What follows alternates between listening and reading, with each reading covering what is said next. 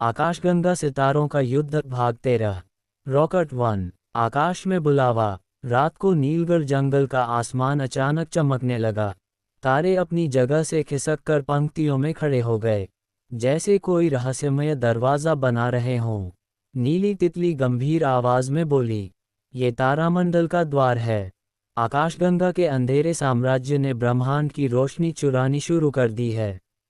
अगर उसे नहीं रोका गया तो धरती पर कभी सूरज नहीं उगेगा। आरव ने ठंडी सांस छोड़ी। मतलब फिर सुबह स्कूल भी नहीं जाना पड़ेगा। बढ़िया। अन्वी ने माथा पकड़ लिया। बुद्धू, बिना सूरज के स्कूल तो क्या, जिंदगी ही खत्म हो जाएगी। उल्का 2। स्पेसशिप का जुगाड़। अचानक नीलगढ़ के पेड़ हिलने लगे। उनकी शाखाएं जुड़कर एक विशाल जादुई स्पेसशिप में बदल गईं। उसका नाम था तारकयान। आरव खुशी से बोला, वाह, ये तो स्टार वार्स वाली शिप जैसी है। क्या इसमें पॉपकॉर्न मशीन भी है? शिप ने खुद जवाब दिया, हाँ, लेकिन ज्यादा मत खाना, पेट में ब्लैक होल बन जाएगा। अन्वी हंसते हंसते बोली, मुझे लगता है ये शिप आरव से ज्यादा मजाकिया है। 3। सितारों की यात्रा। जैसे ही तारकयान उड़ता है, उनके सामने गैलेक्सियां गुजरती हैं। नीली धुंध से बने ग्रह, आइसक्रीम जैसे दिखने वाले उल्कापिंड, और संगीत बजाते धूमकेतु। आरव ने एक धूमकेतु पर बैठा एलियन देखा जो गिटार बजा रहा था। वो चिल्लाया, भाई, अगली बार हमारे बैंड में आना।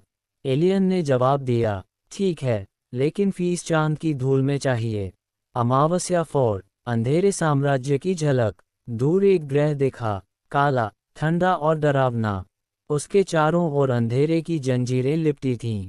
नीली तितली ने कहा, यही है अंधेरे का ग्रह कालांध्र। यहाँ का शासक निशाकाल पूरी आकाशगंगा से रोशनी चुराकर अपने लिए अनंत शक्ति बनाना चाहता है। आरव फुसफुसाया, इसका नाम भी वैसा ही डरावना है जैसे हमारी प्रिंसिपल मैडम। 5। मज़ेदार एलियन सेना। जैसे ही वे उतरे, सामने एक अजीब नज़ारा था। निशाकाल की सेना एलियन बंदरों की थी, जो हेलमेट पहनकर लेज़र केले फेंक रहे थे। आरव ठहाका मारकर बोला, ये तो कॉमेडी शो है। देखना अब इनका कैप्टन आएगा, मनकी खान। अन्वी बोली, चुप रहो और ध्यान दो, ये मजाक मजाक में हमें भून देंगे। लेकिन तभी अन्वी ने अपनी बुद्धि लगाई। उसने केले उठाकर उल्टा फेंका। सेना खुद ही छिलकों पर फिसलकर ढेर हो गई। पूरा मैदान हंसी से गूंज उठा। अर्धमूर्ति 6। असली दुश्मन निशाकाल। अचानक अंधेरे से एक विशाल आकृति निकली। काली चादर, चमकती लाल आंखें, और आवाज जो दिल तक कांप दे। तो तुम ही हो जंगल के बच्चे, जो मेरे रास्ते में आए हो। अन्वी बोली, हम रोशनी के लिए लड़ेंगे, तुम्हारा अंधेरा कभी जीत नहीं सकता।